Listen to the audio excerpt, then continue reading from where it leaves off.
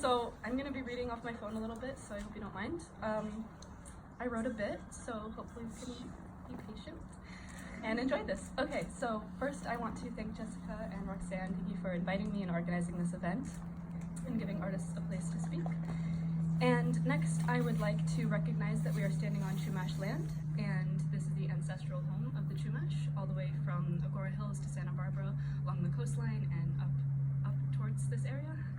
And that their bones are still in the ground, and we live and walk on their land every day, and they were good stewards of the land for thousands of years before European contact, and they are still alive today, so we want to do good by them.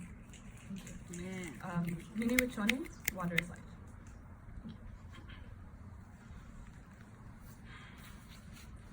How to describe the feeling of reading your 17-year-old self's love poems to the boy that broke our heart?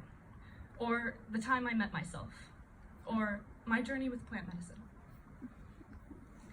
I wish I could tell her not to take him back 1, 2, was it 3 times?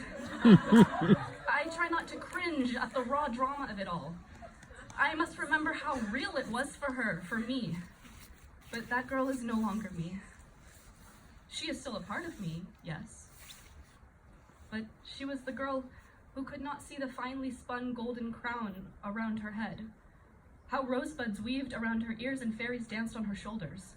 She did not remember how it felt to sit in ceremony with her sisters, to heal alongside women of all ages, to watch the flickering of candles placed in a circle around the altar. She did not shake with the power of the jungle as the spirit of a grandmother she always had, yet never know, introduced herself to her body. But to meet grandmother, I had to be the girl who craved death like a caged animal dreams of freedom. Because the pain became so great that she would do anything to remember why she was here. The trick is handling it with grace. The shaman told me my 4th time I sat with grandmother. Good thing I am the daughter of grace, I thought. 4 more times before that, I had shaken and cried and purged the black knotted pain inside me, whirling like snakes on the Amazon floor. The 2nd time I had cried out for Isis, Queen Mother, half conscious of to which face of the goddess I was calling on. My body racked with chills and tingles rippling across my scalp, down my spine, my arms and lips. I lay listening to whispers that only I could hear, colors only I could see, spinning and molting like snakes and birds and supernovas. This is what the inside of a wormhole must look like. My first time was all women. I knelt in front of the priestess pouring my cup.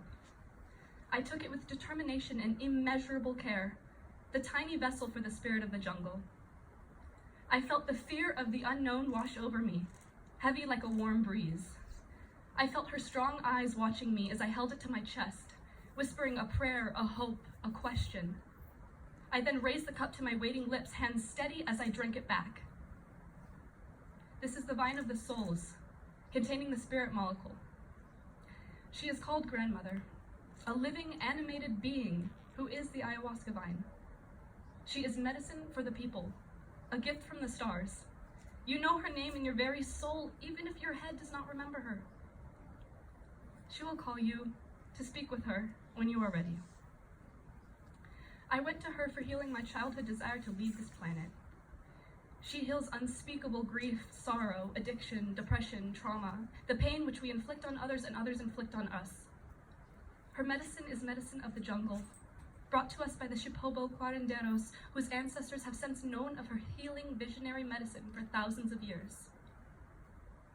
The magic was ushered in by the music which they crafted that rode us on this inner journey, sung in ancient voices in Portuguese, Spanish, English. The pure tone of healing, winding, soaring, guiding us deeper and deeper. The raw rhythmic drumming like the beat of our mother's heart when we were in the womb. I sat awestruck as ancient symbols, alphabets, numericals, geometric patterns danced in the air before my eyes. I felt like I could pluck them out of the space, like a harpist would choose her notes. Touching the air before me, I began moving with the music, dancing to the words of a song my heart knew, but a language I was sure time had lost. I cried as the remembering flooded into my body. I had done this before. long ago, lifetimes ago, when we women gathered in temples as priestesses of the divine. It was ethereal. I gathered the veil that framed my face, my head covered in the soft white that draped my shoulders, a picture of Mary. Warm tears ran down my face unbeknownst to me as I lifted my hands to greet the magic I always knew was there, ever since I was a little girl. It was all perfect, divinely perfect. But how to integrate the magic into your life when you live amongst muggles?